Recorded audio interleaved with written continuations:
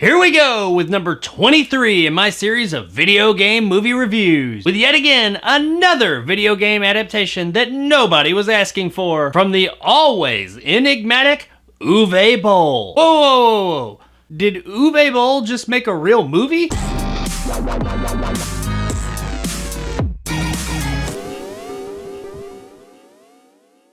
In the Name of the King, a dungeon siege tale, is brought to us by video game movie maestro Uwe Boll. We follow the literally aptly named farmer, played by Jason Statham, as he travels across the land of Ev, fighting orc-like creatures and royal bureaucracy, in order to save his wife from the clutches of an evil wizard who is trying to overthrow the kingdom and take over the land. And that's about it. I mean, there's more, but we'll get into that in a bit. And The Name of the King is based on the Dungeon Siege action RPG series. Admittedly, I have not had a lot of exposure to this series, and by a lot of exposure, I mean none. I'm aware of its existence, I've known about it for a while, but I just never had an opportunity to play it. And this movie's probably not going to change that either, but moving on. First and foremost, this is, without a doubt, Uwe Boll's Lord of the Rings. The inspiration of Tolkien's classic is absolutely all over this thing. However, I really can't blame it, because around the time that this movie came out in 2008, pretty much everybody was doing Lord of the Rings ripoff. So I'm not gonna really ride Boll too much for that, because he was pretty much just doing what everybody else was too. As far as Lord of the Rings ripoffs go, well, it's probably more Hobbit than Lord of the Rings. Now this is an Uwe Boll film, so by this point we kinda know what to expect. Or do we? The first thing that jumped out to me about this film when I first started watching it was the absolute boost in quality it had compared to Boll's previous efforts. This is to date Boll's most expensive film he ever made, with a budget of $60 million. And regardless of anything else, the movie does actually look good. The production values here are much higher than I was expecting from an Uwe Boll production. Now, I don't know if it's because when I went into the movie I had such low expectations, or the fact that the movie actually is better than his usual fare. Either way, I did actually enjoy this movie more than the movies he's made in the past. Take that as you will. On top of that larger budget, the movie has a very large, well-known cast as well. Now, Boll is known for getting big actors to participate in his movies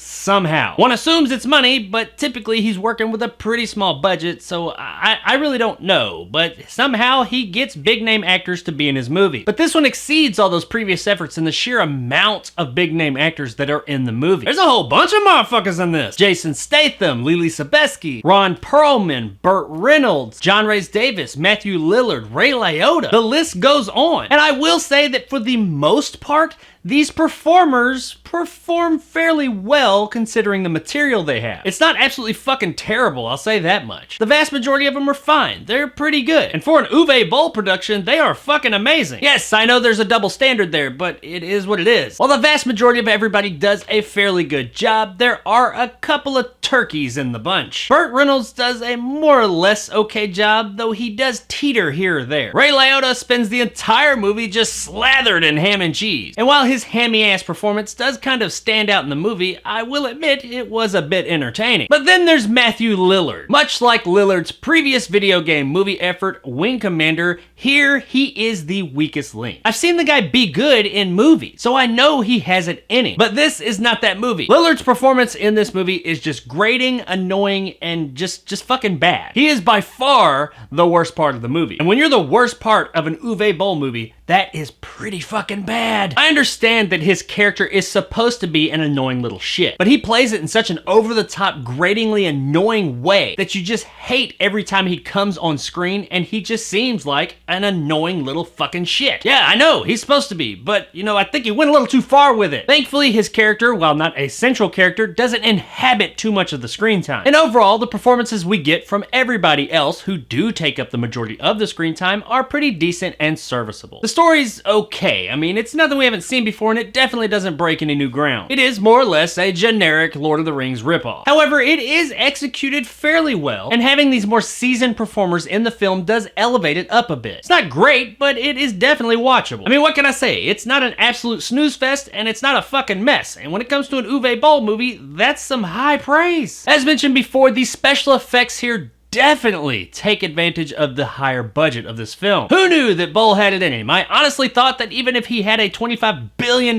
budget, he could make a movie look like shit. But no, he actually does technically know how to make a film. And here, the special effects, be they practical or CGI, the set design, the choreography, the overall filmmaking actually do look pretty good. They're not nearly as grand and epic as the movie that they are trying to emulate, but they are good. I mean, they're very competent. You could tell that they actually knew what they were doing behind the camera. The fight scenes, while not terribly exciting, are well done. With the exception of a couple of little goofs here or there, they are more or less enjoyable enough to watch. They're not a boring ass mess that's just totally devoid of any type of excitement like some of his films have been in the past. I'm looking at you, motherfucker! They're, much like a lot of this film, serviceable. Guys, going into this, I was expecting so much worse. But surprisingly, what I got was a competently made, decent enough, okay Lord of the Rings ripoff. And while that may not sound like a good thing, it is actually high praise when it comes to this director. Is this a great movie? No, it's not. Is it a terrible movie? No, it's not. It's somewhere in the middle. I mean, it's okay. Which, as far as my ratings go, if you got an interest in this movie, it's worth checking out on streaming. Across the street.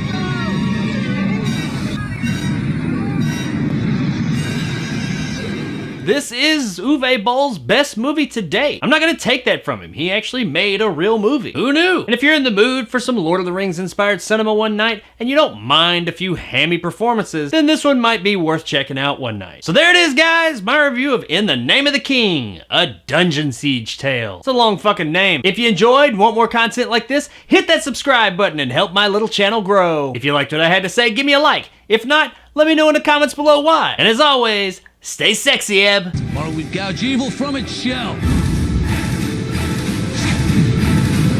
So what's next on the video game movie review list? Ooh, controversial. This is gonna be a fun one. Or one that gets my channel deleted. We'll see.